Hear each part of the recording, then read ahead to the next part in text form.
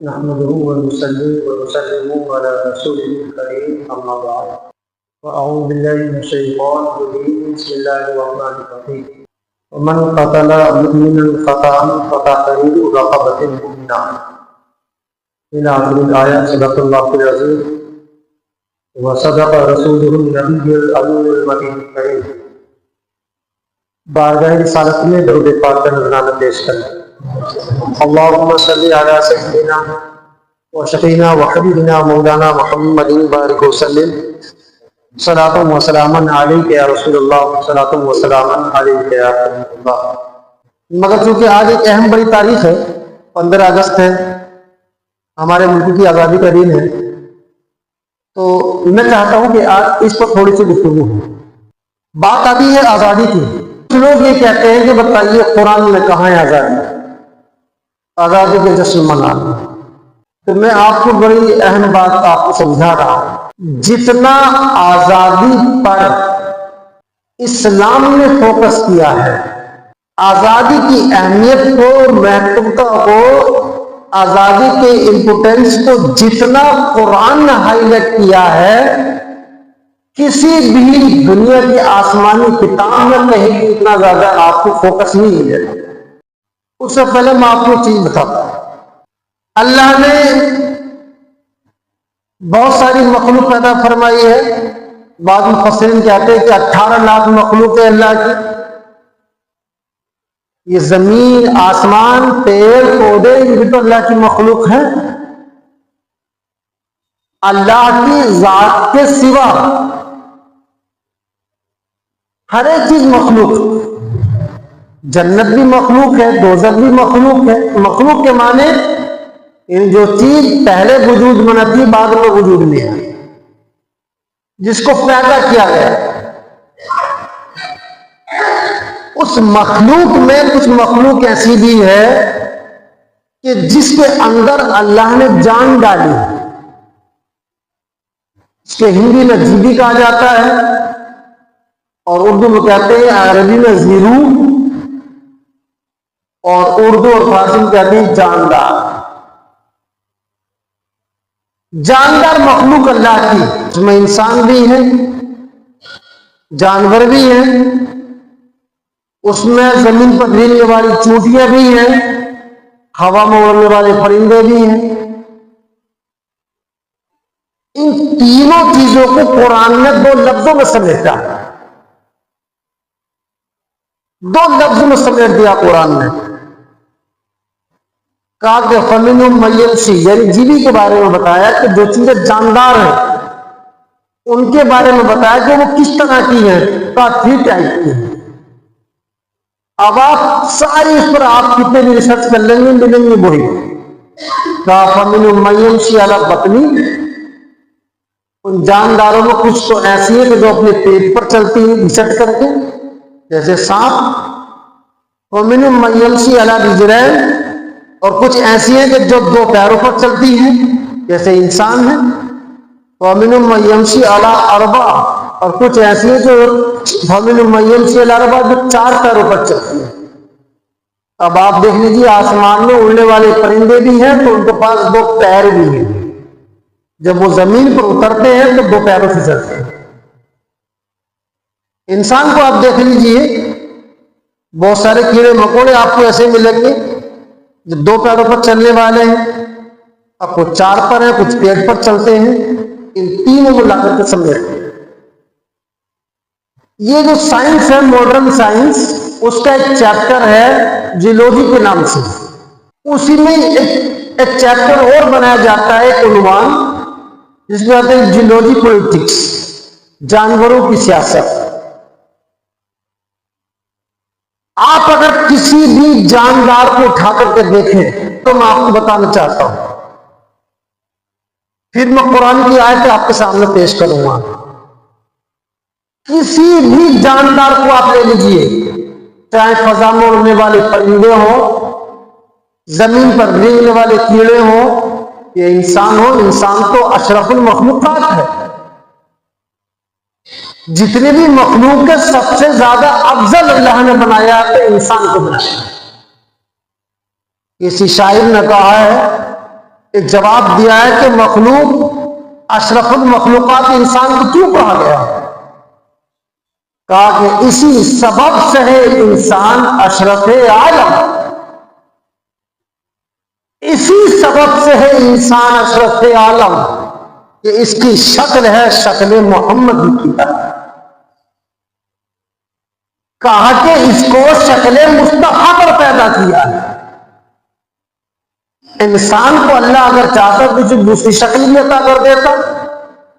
आपने देखा हो कुत्तों का चेहरा कैसा होता है, कौवों का चेहरा कैसा होता है, घोड़े का चेहरा कैसा होता है।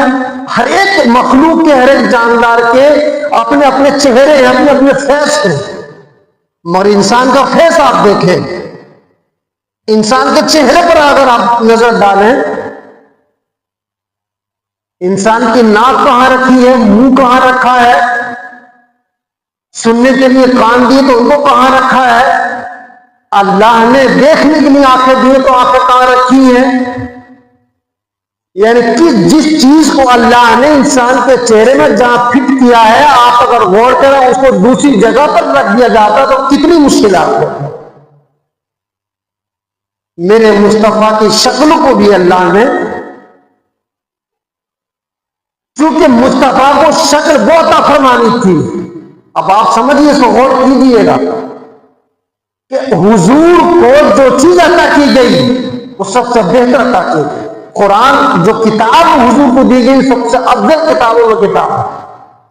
हुजूर को जमाना सबसे बेहतर दिया गया, हुजूर को उनके जानिसार सबसे बेहतर अता किए गए, हुजूर को शरीयत सबसे बेहतरीन शरीयत अता की गई, सारी चीज बेहतर है।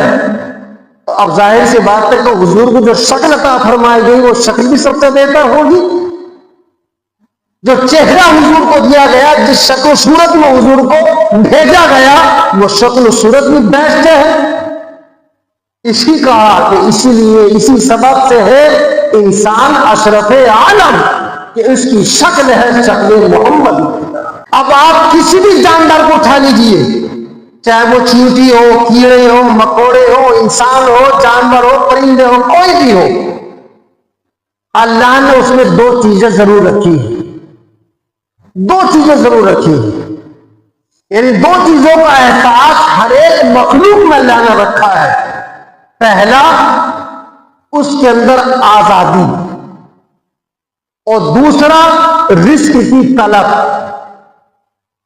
क्योंकि हर एक मखलूक को अल्लाह ने पेट दिया है और उस पेट को भरने के लिए अल्लाह ने, उसके लिए अल्लाह ने रिस्क मुतायन फरमाया। यही तो वजह अल्लाह ने कुरान में फरमाया कि जमीन पर चलने वाले हर चीज का जो रिस्क है वो अल्लाह के जिम्मा करम पर है।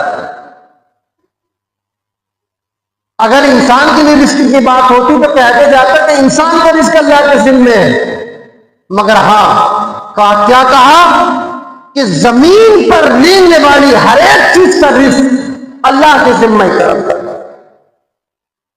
यानी हमारे पेट भरने की जिम्मेदारी अल्लाह पर, हमारे पेट में रिस्क पहुंचाने की जिम्मेदारी अल्लाह पर है। तब हम रिस्क पेट को भरने के लिए इतने परेशान, तब इतने परेशान हैं हम। जिम्मेदारी हमें क्या दी है कि तुम हासिल करो, दूंगा मैं। तो हर एक मखलूक जो जानदार है अल्लाह ने दो चीजें दी हैं, एक तो आजादी और दूसरी उसको रिस्क की तलब। हर एक जानदार को आप उठा कर देख लीजिए, जब उसे अपनी आजादी खतरे में महसूस होती है तो वो हमला करती है, अपना डिफेंस करती है, अपना आपका बचाव करती है। मैं आपको मिसाल से बताता हूं, आप चींटी ले लीजिए, चींटी आप अपने हाथ पर रखिए, कहीं भी रखिए, वो आपको काटेगी नहीं। लेकिन जब उसको दबाएंगे तो चींटी को महसूस होगा कि मुझे अब मेरी आजादी को छीना जा रहा। उसे लगेगा कि मेरी जो आजादी थी, जो मैं आराम से आजादी के साथ चल रही थी, घूम रही थी, अब मेरी आजादी को कोई मुझे दबा रहा है, तो मुझे पकड़ रहा, आजादी को मेरी छीनना चाहता है। तो चींटी वहीं पर आपको काटेगी। काटी क्यों है? इसलिए कि मैं काटूं, अपने डिफेंस करूं, ये छोड़ देकर मैं भाग जाऊं। सांप है, सांप जा रहा हो, आपको नहीं काटेगा, लेकिन जैसे ही सांप के ऊपर पैर पड़ेगा, ये सांप को खतरा महसूस होगा, उसे लगेगा कि कोई मेरी आजादी छीनना चाहता है, कोई मुझे पकड़ना चाहता है, कोई मुझे कंट्रोल करना चाहता है, कोई मुझे कैद करना चाहता है, कोई मुझे बंद करना चाहता है। जैसे ही इसको महसूस होगा, जहां भी उसको दबिश महसूस होगी, फौरी तौर पर वो काटता है। काटता इसलिए कि मैं काटूंगा और पकड़ने वाला मुझे छोड़ देगा, मैं चला जाऊंगा। कोई भी अल्लाह की मखलूक आप उठाइए, आप परिंदे को, कौवे को ले लीजिए, आप चील को ले लीजिए, आप तोते को ले लीजिए, आप उसको पकड़िए, जैसे पकड़ेंगे वो फौरी तौर पर कहीं पंजा मारेगा, कहीं मुंह मारेगा। क्यों? इसलिए वो उसे महसूस होता है कि मेरी आजादी को अब दबाया जा रहा है। उसे लगता है कि मुझे कैद करने की कोशिश की जा रही है, उसे लगता है कि मेरे आजाद पंखों को दबाने की कोशिश की जा रही है, उसे लगता है कि मेरी आजादी, मुझे आजादी के सांसों में सांस दे रहा था, अब शायद कि मेरी आजादी खत्म हो जाएगी। तो वो महसूस करता है कि आखिरी हमला करो, अपना बचाव करो, पंजा मारो, चोट मारो, किसी भी तरह से इससे अपनी आजादी को महसूस हासिल करो। रास्ते में कुत्ता होगा, आपको आगे भाग के काटेगा नहीं। हाँ, जब कुत्ते को आप तकलीफ देने की कोशिश करेंगे, उसे लगेगा कि मुझ पर खतरा हो रहा है, मेरे लिए हमला हो रहा है, उसे महसूस होगा मेरी आजादी छीनने जा रही है, तब फिर वो आप पर हमला करें। कोई भी जानदार, कोई भी आप जीवी उठा करके देखिए, कोई भी चीज उठा करके देखिए, आप किसी भी चीज को हाथ में लेकर के देख लीजिए, आपको बिच्छू आकर के भाग करके डंक नहीं मारेगा। डंक उसी वक्त मारता है जब उसको दबिश महसूस होती है, जब उसे लगता है कि मेरी आजादी खतरे में है, तब वो डंक मार करके अपने आप को बचाना चाहता है। ये फितरत अल्लाह ने हर एक चीज में, हर एक जानदार में रखी। और दूसरी रिश्ते की तरफ अब मैं जो आपको कहना चाहता हूं, हमारा ये मुल्क बड़ा, भारत हिंदुस्तान बड़ा प्यारा मुल्क,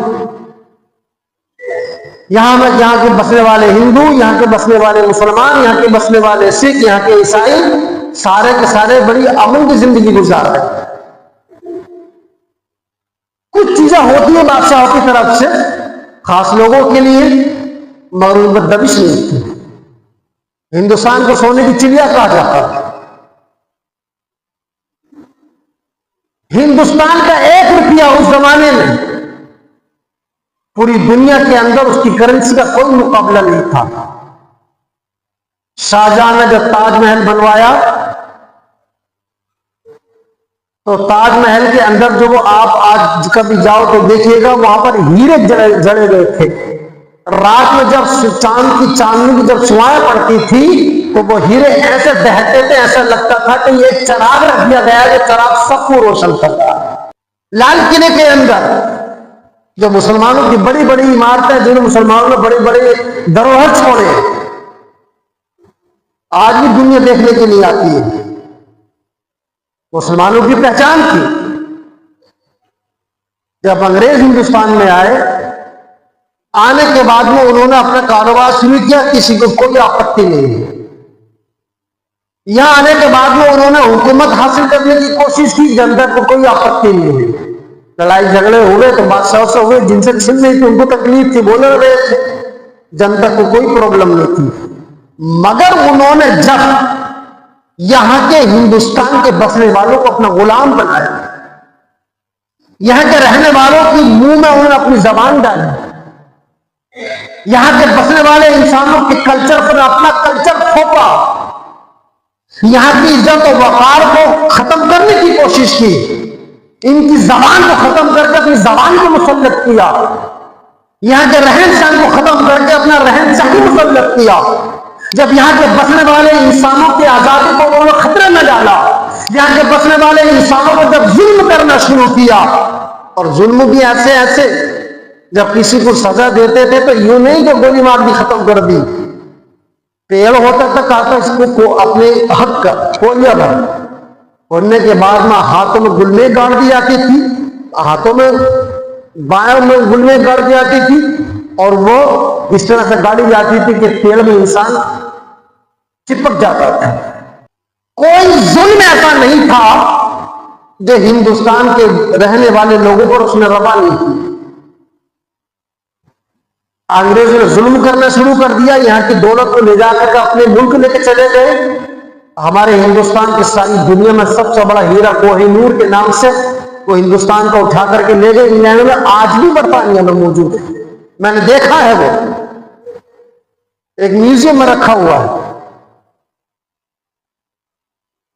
यहां की दौलत, यहां की इज्जत, यहां का वकार सब कुछ छीन करके अंग्रेज ले जाने लगे, यहां के लोगों पर जुल्म करने लगे, यहां को मजदूर बना करके यहां कुत्ते और भेड़ियों की तरह उनके साथ ट्रीट करने लगे, उनके साथ रवैया क्या करने लगे। और जब जानते हैं आप, किसी ने कहा कि हंगामे जाग उठते हैं अक्सर घुटन के बाद। जब घुटन होती है और घुटन जब बर्दाश्त से बाहर हो जाती है तो फिर हंगामा शुरू हो जाता है। जब इस प्यारे मुल्क के रहने वालों को जब दबाने की कोशिश की गई कि आजादी को छीना, आजादी पर जब कंट्रोल करने की कोशिश की गई, तब पूरा देश और देश का रहने वाला, अब ना कोई मुसलमान और ना कोई हिंदू, ना कोई सिख, ना कोई ईसाई, कोई खामोश नहीं, सारे के सारे एक आवाज में खड़े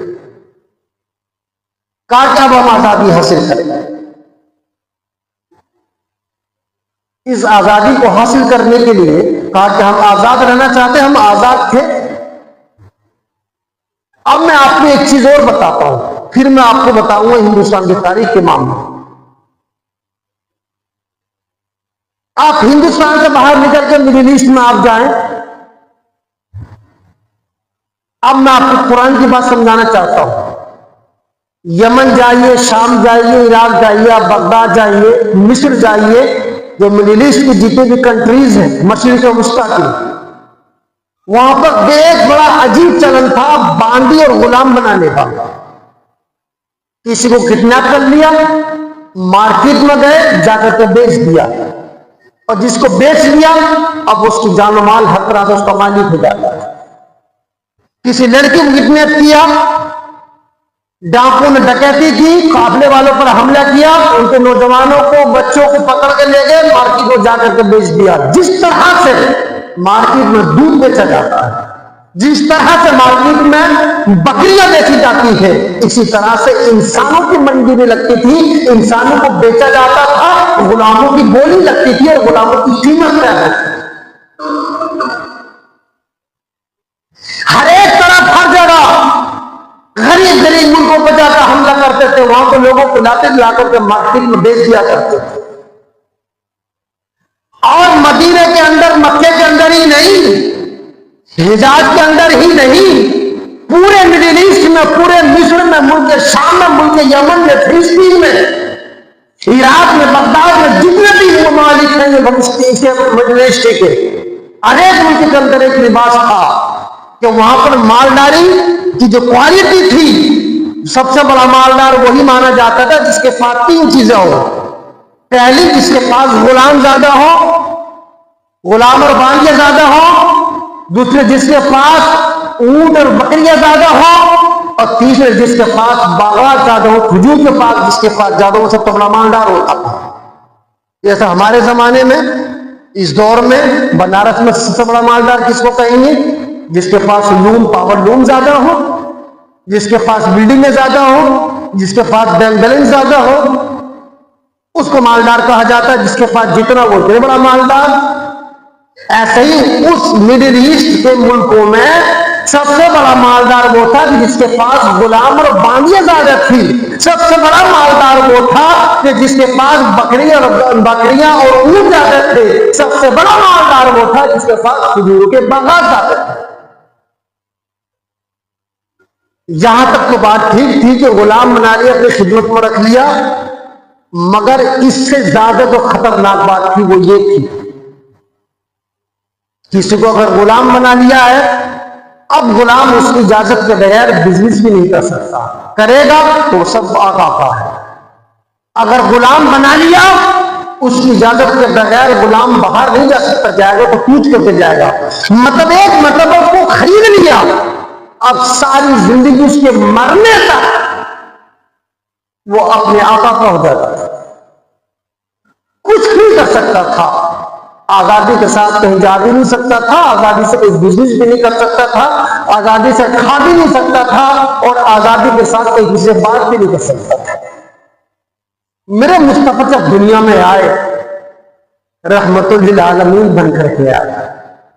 सोची तो सही, मेरे मुस्तफा तो हिंदुस्तान के लिए भी रहमत है। क्या हिंदुस्तान की जमीन जमीन नहीं थी? यहां तो ज्यादा जरूरत थी मेरे आका को। मेरे आका हिंदुस्तान में पैदा किए हुए हुए, तो हिंदुस्तान का कल्चर अगरचे यहां पर शिफ्ट था, मगर इतना बुरा कल्चर नहीं था जितना बुरा कल्चर इन अरबों का था। यहां गुलामी का तस्वुर नहीं था इतना। वो गुलामों को इस कदर जुल्म करते थे, अगर एक गुलाम को 50 किलो वजन उठाने की ताकत होती तो 1 कुंटल वजन रखते थे, और नहीं उठता था तो उसको मारते थे, कई कई दिन तक उसको भूखा रखते थे, कपड़ा पहनने के लिए नहीं देते थे उसको, घर में सोने के लिए नहीं देते थे। काम पूरा दिन काम किया, जंगलों में धूप में, जहां इंसान को खड़े होने की हिम्मत नहीं होती थी, वहां सब मजदूरी कराते थे और घरों के बाहर रखते थे। मेरे मुस्तफा रहमतुल्लाह अलैहि जब आए और आपने इस कल्चर को देखा, दिल तड़प गया, दिल तड़प गया। ये मेरे मौला, तूने इन बंदों को आजाद पैदा फरमाया था, इनकी माओं ने आजाद पैदा किया था, उन्होंने तो इंसानों को इंसान ने गुलाम बना दिया। ये इंसान को बड़ा जुल्म कर रहा है। अपने घर के, खुद के घर के अंदर बेटी पैदा होती है, उस बेटी को उठाता है तो गले को मरोड़ता है, वो जाकर के जमीन में दफन कर देता है। दूसरी की बेटियों को मार्केट से खरीदता है, उसको बांदी बनाता है, उसको अपना बिस्तर गर्म कराता है। अपने बेटे पैदा होते अपने सीने से लगाता है, अपना मालिक उनको बनाता, उनको अपनी प्रॉपर्टी का मालिक बनाता है। दूसरे के बच्चों को मार्केट से खरीदता है, उनके साथ जुल्म ज्यादती करता है, जानवरों से बदतक सुलूक मौला करीम ये इंसान के साथ कर रहा है। ए मौला, इन इंसानों को आजादी दे दे, तूने मुझे रहमतुल आलमीन बना करके भेजा। मौला, मेरी रहमत ही गवारा नहीं करती, जब किसी पर जुल्म होता है तो मौला तेरे मुस्तफा की बात जाती है। इन्हें मौला आजादी दे दे। सैयदना बिलाल रज़ियल्लाहु ताला के बारे में तो पढ़ा सुना होगा। बिलाल हबशी मेरे आका के गुलाम बन जाते हैं। मेरे मुस्तफा को देखा, उनके हो गए, मगर जिस्मानी तौर पर जो गुलाम थे वो शिबा के थे। उसका हाल यह था, जब उसने सुना कि मोहम्मद को मानता है, मोहम्मद से बात करता है, पहले उसने वार्न किया, वार्निंग दी, धमकी दी, कहा कि उनसे बात मत करना, वरना अच्छा नहीं होगा। मगर मुस्तफा के देख करके कौन बात ना करे। मेरे मुस्तफा की शान तो यह है कि रास्ते से निकल जाए तो पत्थर बात कर रहे हैं। मेरे मुस्तफा की शान तो यह है कि ऊँटनियां बात कर रही हैं। मेरे मुस्तफा की शान तो यह है कि हरनियां बात कर रही है, जानवर बात कर रहे हैं मेरे नबी से। अरे जिनको देखने के लिए आसमान के फर्श से आते हो और इंसान के पास से गुजरते तो इंसान बात क्यों ना करे। जब हजरत बिलाल नहीं माने तो उसने हजरत बिलाल को तपती हुई गर्म रेत पर लेटाया, नंगा लेटाया और एक भारी गर्म पत्थर सीने पर रख दिया। हजरत बिलाल की जबान बाहर निकल आई और उस जबान पर गरम गरम पत्थर, गरम गरम रेत और गरम गरम सलाइयां उसके चेहरे पर, जबान पर लगाने लगा। मेरे मुस्तफा का गुजर हुआ, मेरे मुस्तफा की आंखों से आंसू आ गए और तेजी के साथ सैयदना अबू बकर सिद्दीक के बारगाह में आए। अबू बकर सिद्दीक ने मुस्तफा को देखा, या रसूलल्लाह आप रो रहे, या रसूलल्लाह क्या वालिद याद आ गए हैं, या रसूलल्लाह क्या आपकी मां याद आ गई, या रसूलल्लाह क्या आपको अपने बचपन की कुछ परेशानी की चीजें याद आ गई। मेरे नबी फरमाते कि नहीं अबू बकर सिद्दीक, ना मुझे मां याद आई, मैं मां को याद आती, इसको याद नहीं आती, मगर मैं मां को याद कर तो रोया हूं, ये मां को याद करके नहीं। अब जो तुम आंसू देख रहे हो ये बाप को याद करके नहीं, अपने बेबसी के आंसू नहीं है, अबू बकर ऐसा मंजर देख करके आ रहा हूं, गुलामों पर जुल्म बहुत होता है, मगर आज मैंने देखा कि बिलाल पर ऐसा जुल्म हो रहा है। उसकी मां ने उसे आजाद पैदा किया था, एक जालिम ने उसको खरीद करके उसके साथ जो जुल्म कर रहा है मुस्तफा के रूह उसको बर्दाश्त नहीं कर। मैं रहमतुल आलमीन हूं, मैं आलम के लिए रहमत हूं, मैं इंसानों के लिए भी रहमत हूं, जानवरों के लिए भी रहमत हूं। अल्लाह ने मुझे जर्रे जर्रे का रहमत बना करके भेजा है। जब अल्लाह ने अपना तारुफ कराया तो कहा रब्बिल आलमीन, अल्हम्दुलिल्लाह रब्बिल आलमीन। अल्लाह वो है जो आलमीन का रब है, उसके लिए तारीफ है। जब मुस्तफा की बात आई तो फरमाया मा सल्लल्लाहु अलैहि रहमतुल लिल आलमीन, ये महबूब जिस जर्रे का मैं रब हूं, जर्रे के तो रहमत है। मुस्तफा का रहमत वाला दिल और दिल की मजबूती की बात है कि जनाब वो भी सुनिए। इतना मजबूत दिल है मेरे मुस्तफा का, अल्लाह ने पहाड़ों से कहा कि पहाड़ों में अपना कलाम नाजिल करना चाहता हूं। कुरान में उसका बयान है। पहाड़ अल्लाह की बारगाह में खड़े होंगे, मौला हम तेरे कलाम की ताकत को बर्दाश्त नहीं कर सकते। अल्लाह ने फरमाया लव अंज़लना हाज़िल कुरान अला जबल, अगर इस कुरान को इन पहाड़ों को उतार देते लड़ाई तो वो खाशिया मुतशद्दिन मिन खश्यतिल्लाह, तो आप देखते कि अल्लाह के खौफ से ये टूट करके रेजा रेजा हो जाते, टूट कर बिखर जाते। इनमें ताकत नहीं थी पहाड़ों में, जिसको आज बुलडोजर भी नहीं तोड़ सकते। वो पहाड़ अल्लाह के कलाम को बर्दाश्त करने की ताकत नहीं रखते, मगर मुस्तफा का दिल इतना मजबूत है कि उस कुरान को खुद बर्दाश्त कर दिया। और नर्म इतना है कि एक इंसान को जुल्म हो रहा है तो दिल फटने तैयार है। मजबूत इतना है जिस कलाम को पत्थर बर्दाश्त न कर सके वो कलाम मुस्तफा के दिल पर नाजिल हो रहा है। और नर्म इतना है कि जब किसी पर जुल्म हो रहा है तो मुस्तफा का कलेजा निकलने तैयार है। सैयदना अबू बकर सिद्दीक़ कहते हैं या रसूलल्लाह तो फिर किस बात पर रोए? कह रहे यार मेरे मुस्तफा फरमाते अबू बकर मैंने बिलाल पर जुल्म होते हुए देखा है। बिलाल की मां ने उसको आजाद पैदा किया था, मगर कम तो ने इनको गुलाम बना दिया और गुलाम पर इतना जुल्म होता है। अबू बकर मुझे इस कल्चर से मुझे बड़ी कोफ्त होने लगी है। ये अरबों का जो कल्चर है, इन्होंने ऐसा कल्चर बना रखा है इंसानों के साथ जुल्म करते हैं। ये मेरी तकलीफ से मेरी कितनी तकलीफ होती है, मेरी बर्दाश्त से बाहर होता है। सैयदना अबू बकर सिद्दीक़ रज़ियल्लाहु ताला उठे और जाकर के बनु उमैया का कोई शख्स जिसका जो उनका आका था उससे कहा कि तुम उसको गोलज को हफ्सी को बेचोगे, बिलाल को बेचते हो? उसने कहा कि बेच देंगे। कितने पैसे? कहा कि इतने पैसे। कहा कि उससे ज्यादा दूंगा, बिलाल को बेच दो। बिलाल को खरीदा हज़रत अबू बकर सिद्दीक ने। खरीदने के बाद में आजाद किया। आजाद करने के बाद आका की बारगाह में पेश कर दिया रसूलल्लाह आज से ये आपका गुलाम है, सारी कायनात आपकी गुलाम है। या रसूलल्लाह मैंने इसको खरीद लिया, खरीद करके मैंने आजाद कर दिया। मगर बात की एक बिलाल की न थी। बिलाल की तने तनहा अकेले गुलाम नहीं थे। ये तो अरबों का कल्चर था, घर घर में हजारों सैकड़ों गुलाम होते थे। जो जितना बड़ा मालदार होता था उसके पास इतने ज्यादा गुलाम होते थे, और कोई गुलाम ऐसा नहीं था जिसको सुकून की जिंदगी हो। हर गुलाम परेशानी होता। अब देखिए अल्लाह का फज़ल देखिए, ये रहमतुल आलमीन है, वो रब्बुल आलमीन, वो रज़्ज़ाक़ है, ये कासिम है, वो रिज़्क़ देता है, ये इनको बांटते हैं। वो खालिक है, ये मखलूक है। वो खुदा है, ये मुस्तफा है। वो रब है, ये मरबूब है। वो हबीब है, ये महबूब है। अब कुरान नाजिल होना शुरू हो गया। अब आपको मैं बताना चाहता हूं आजादी का मामला। मेरे मुस्तफा ने चाहा कि इंसानों को आजाद किया जाए, तो चूंकि जाहिर सी बात है अगर मैं आपसे यह कह दूं कि लूम खत्म कर दो, तो मेरे कहने से क्या आप लूम खत्म कर दोगे? कोई आपके बहुत बड़े पीर साहब भी अगर आ जाए, कितने भी आप उनको मानते हो गए यार लोगों को जगह खत्म करो, फेंको निकाले घर से बाहर, तो आप सुन तो लोगे, मगर आपका यही कहेगा हमारी रोजी रोटी से जुड़ी हुई है, हमारी प्रॉपर्टी है, ये लूम कैसे बाहर फेंक दे निकालते? ऐसे ही मेरे मुस्तफा अगर कह देते कि लोगों गुलामों को आजाद करो, ये आजादी दो, इन्हें गुलामों को आजाद करो, ये गुलामी कोई चीज नहीं है, तो वो मुस्तफा की बगावत पर खड़े हो जाते। कहते ये तो हमारी प्रॉपर्टी है, हमारी पहचान गुलाम है, जिसके पास जितने गुलाम उतने मालदार।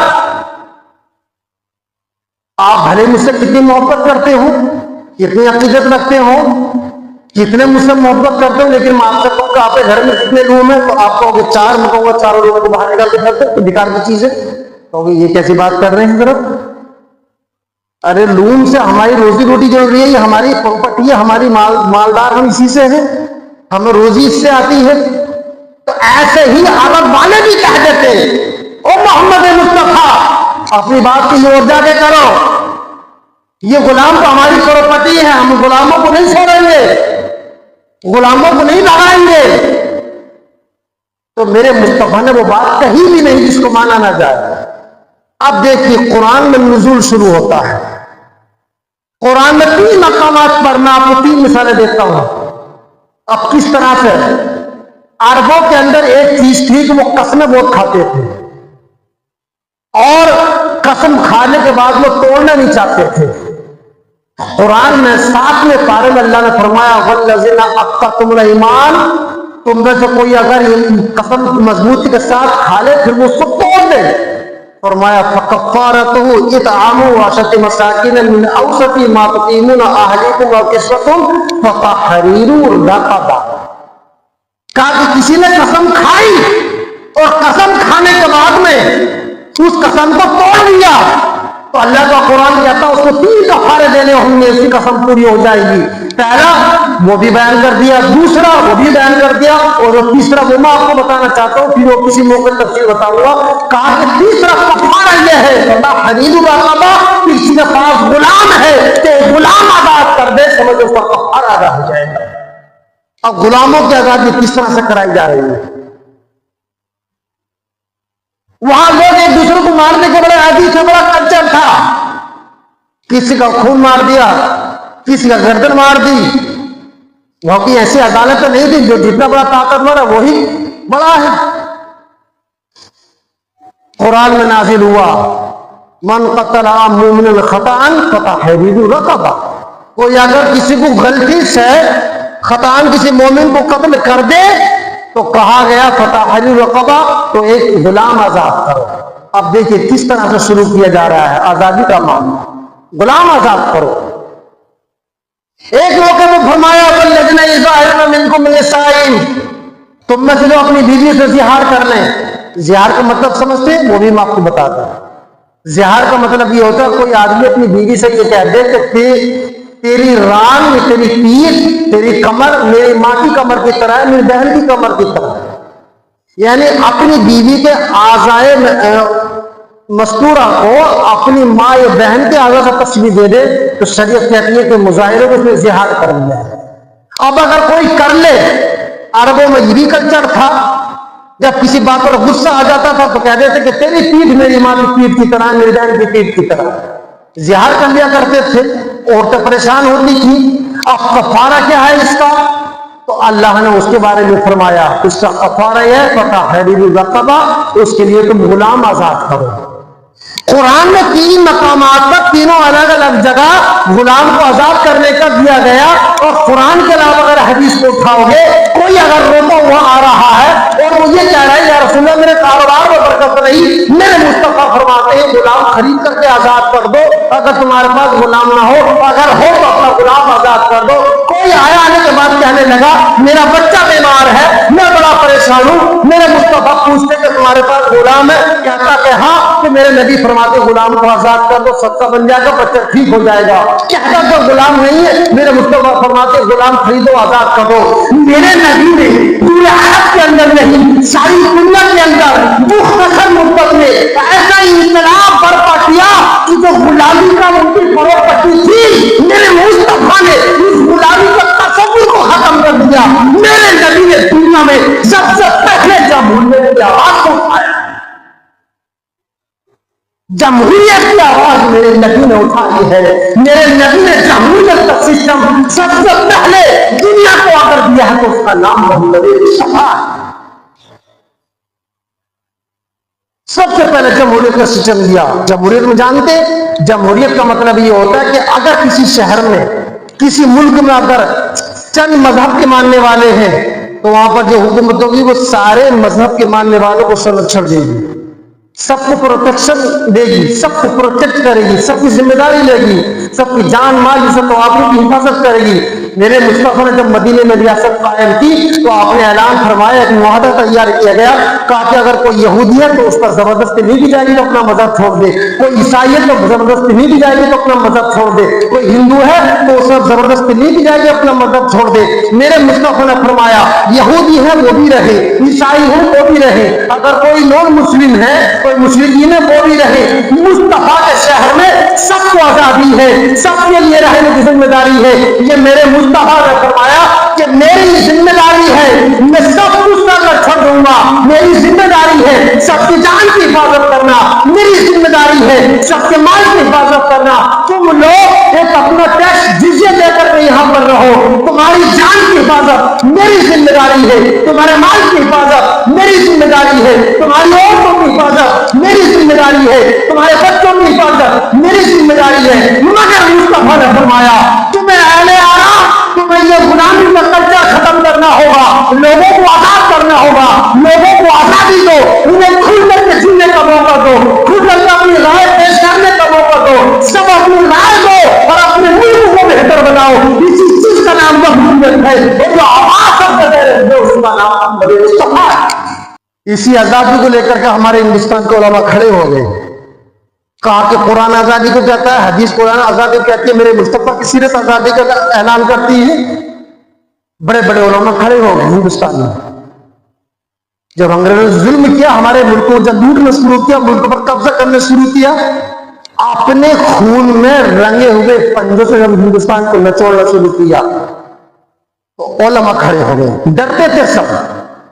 उलमा खड़े हुए, अल्लामा फजल खैराबादी ने जामा मस्जिद की सीढ़ियों पर खड़े होकर के ऐलान किया कि अंग्रेजों हम तुमसे लड़ेंगे, फतवा दिया जिहाद का और कहा कि हिंदुस्तान के सारे मुसलमानों पर इन अंग्रेजों के खिलाफ लड़ना फर्ज है, जो नहीं लड़ेगा वो गुनाहगार है। जगह जगह से मुरादाबाद से अल्लामा किफायत अली काफी रहमतुल्लाह तआला अलैह बहुत अजीम आला हजरत उनकी शायरी से बहुत मुतासिर थे। अंग्रेजों के खिलाफ जब वो खड़े हुए, उन्होंने अशार कहे, अंग्रेजों ने मुरादाबाद के चौक पर उनको खड़े होकर के फांसी दी। और फांसी ऐसे नहीं दी थी, उनके जिस्म पर जो परेस होती है उनके जिस्म पर लगाए गए थे, रगड़ी गए थे, परेस गर्म की जाती थी, उनके जिस्म पर लगाई जाती थी। काफी कह दो कि अंग्रेज अच्छे। उनके हाथों के नाखून खींचे गए, जबान निकलवा के जबान में कांटे गाड़े गए। अगर कहा कि मेरे जिस्म के टुकड़े टुकड़े भी कर दोगे तो मैं अपने हिंदुस्तान की वफादारी से कंप्रोमाइज नहीं कर सकता। ऐसे नहीं, दिल्ली से लेकर के लाहौर की सरजमीन तक उस रास्ते पर जितने भी पेड़ थे, हजारों की बात जब लोगों ने ये लिखा कि कम से कम 10,000 उलमा और मुसलमानों की लाशें लटकी हुई थी। इस खातिर अपने मुल्क को हम आजाद कराएंगे। जो भी आजादी की बात करता था अंग्रेज उसको मारते थे, जो भी आजादी की बात करता था अंग्रेज उसको ऐसी सजा देते थे ताकि देखने वाले की रूह कांप जाए, दूसरों की हिम्मत ना कर सके। ऐसी सजाएं देते थे अंग्रेज। मगर सबसे आगे आगे आजादी के लिए जो आवाज बुलंद करने वाले थे वो मुसलमान थे। पहले मुसलमानों का खून बहा है। उलमा ने अपनी दफनाएं छोड़ करके, हमारे अइम्मा ने अपने मस्जिदों का मिंबर छोड़ करके अपने हिंदुस्तान के मैदान में उतरे, अंग्रेजों के खिलाफ खड़े हो गए। कहा कि हमारी जान भी चली जाए, अरे हमारा माल चला जाए, हमारे हवेलियां टूट जाए, मगर हम हिंदुस्तान की आजादी का नारा लगाया है, हिंदुस्तान को आजाद कराएंगे और डरा करके रहेंगे। और सारी दुनिया ने देखा। उन उलमा ने कई, जो शायर था उसने शेर के जरिए काम किया। आला हजरत के दादा थे मुफ्ती रजा अली खान रहमतुल्लाह तआला अलैह, आपने भी जिहाद का फतवा दिया। वो इधर से रॉयल फ्रंट में इन्होंने जिहाद का फतवा दिया, इधर से मशरिकी यूपी से फतवा दिया गया। हिंदुस्तान के मुख्तलिफ शोबों से जब फतवों की बौछार हुई, कहा कि जिहाद फर्ज है, फिर हिंदू भी साथ में आ गए, ईसाई भी आए, सिख भी आए। सबने कहा कि ये मुल्क हमारा मुल्क है, अरे ये मुल्क हमारा हिंदुस्तान है, सबसे प्यारा मुल्क है। हम पे इस पर अगर कोई आकर के जुल्म करेगा तो हम उसका जुल्म बर्दाश्त नहीं करेंगे। अपनी नस्लों को हम खुल करके जीने का मौका देना चाहते हैं। तब ये हिंदुस्तान आजाद हुआ। अंग्रेजों ने जाते जाते कहा था, जब जाने लगे थे, जो लॉर्ड था यहाँ का, उसने कहा था उस बात को, कहा कि हम किसी से डरते नहीं है, हमारी ताकत बहुत है, मगर हम समझ गए कि मुसलमान हमारे खिलाफ खड़े हो गए। अगर ये मुसलमान खड़े ना होते तो हिंदुस्तान पर हम 1000 साल हुकूमत और करते। मुसलमान अगर हमारे खिलाफ खड़े ना होते, क्योंकि ये तो ऐसी कौम है कि इसे लड़ भी नहीं जा सकता है। उन्हें हमारी तारीख मालूम थी कि हम बदर में 72 थे, 72,000 के दांत खट्टे कर दिए थे। उन्हें हमारी तारीख मालूम थी कि ओहद में हम मुख्तसर थे, बड़ी ताकत के दांत खट्टे कर दी। तो उन्हें मालूम था रोमन एम्पायर को हमने खत्म किया, कि मुसलमानों से हम लड़ नहीं सकते, मुसलमानों को जीत नहीं सकते, हमारे तबाही बहुत ज्यादा हो जाएगी, हम बर्बाद हो जाएंगे। और कह के गए थे कि मुसलमानों की वजह से हमें ये मुल्क छोड़ना पड़ रहा है, वरना ये मुल्क छोड़ने का नहीं था। ये हिंदुस्तान की जो आजादी हुई है, अगर मैं उलमा का नाम लेने लगूं तो फिर कई घंटे चाहिए। उलमा मुसलमानों की कुर्बानियों का नतीजा है। जो कुएं होते थे, आज के जमाने में तो कुएं नहीं है, पहले जो कुएं होते थे जंगलों में दरादर, तो अंग्रेजों की फौजा मारती थी, मुसलमानों को मार मार के कुएं में डाल देती थी, कुएं के कुएं भर जाते थे। इतनी कुर्बानियां मुसलमानों ने दी है, तब हिंदुस्तान आजाद हुआ है। इतने खून बहे हैं मुसलमानों के, तब हिंदुस्तान आजाद हुआ। इतनी गर्दनें कटी है मुसलमानों को, तब हिंदुस्तान आजाद हुआ। इतनी फांसी बचाए हैं मुसलमान, तब हिंदुस्तान आजाद हुआ है। मुंबई आप जाए तो मुंबई में इंडिया गेट है, उस पर जाकर के पढ़िए किन किन लोगों ने कुर्बानी दी हिंदुस्तान की आजादी के लिए। आज भी 30,500 लोगों के नाम वहां पर मौजूद है। मगर हमें तो पढ़ना ही नहीं है, हमें तो सिर्फ ऐसे बैठना है, बातें करनी। आप अगर होश में नहीं आए तो होश में आने के लिए फिर कोई वक्त अब बचा नहीं है। और हाँ, हमारे खून में ये शामिल है कि हमारे बुजुर्गों ने देश पे जब कोई बात आई तो उन्होंने कुर्बानी दी। अगर आज भी कोई देश पर अगर हमारी मैली आंख से अगर हमारे देश की तरफ देखेगा तो आज भी हमारे खून के अंदर वही जज्बा है कि आज भी हम इसकी आंख निकालने की हिम्मत रखते हैं। ये बात हमारा दीन सिखाता है। अपने देश के मुखालिफ से लड़ना हमारा दीन सिखाता है, हमारी शरीयत में दर्ज दिया जाता है, हमारे मदरसों में ये बात सिखाई जाती है कि कोई हमारे देश के खिलाफ अगर उंगली उठाए तो उसकी उंगली को काट दो, अगर आवाज उठाए तो उसकी जबान को काट दो। हम सब कुछ बर्दाश्त कर लेंगे, अपने देश के खिलाफ कुछ बर्दाश्त नहीं करेंगे। हम अपने देश के कल भी वफादार थे, आज भी वफादार है, और हमारी नस्लें वफादार है। तो मुझे ये आपको समझाना था, 15 अगस्त को बोलना जरूरी था। अब आपको करना क्या है? अब ऐसे हालात में आपको ये करना है कि अपने बच्चों को आप तालीम दिलाइए। भूखा रहना पड़ा तो रह जाइए, अपनी नस्लों को संभालिए, अपने बच्चों को पढ़ाइए। ये बच्चे जब पढ़ेंगे तो यही खड़े होकर के कहेंगे कि हमारे बुजुर्गों ने देश के लिए, आजादी के लिए कुर्बानियां दी। और जब बच्चे पढ़े हुए नहीं होंगे तो मालूम ही नहीं होगा क्या है। इसलिए अपने बच्चों को पढ़ाइए, अपने आप को आगे बढ़ाइए। आपके बच्चे पढ़ेंगे, हम भी इस देश का हिस्सा हैं, तो हमारे बच्चे आगे बढ़ेंगे तो हमारा देश खुशहाली करेगा, हमारा मुल्क आगे बढ़ेगा। हमारे मुल्क की मोहब्बत हमारे नबी ने हमें सिखाई है, वतन से मोहब्बत हमारे नबी ने हमें सिखाई है।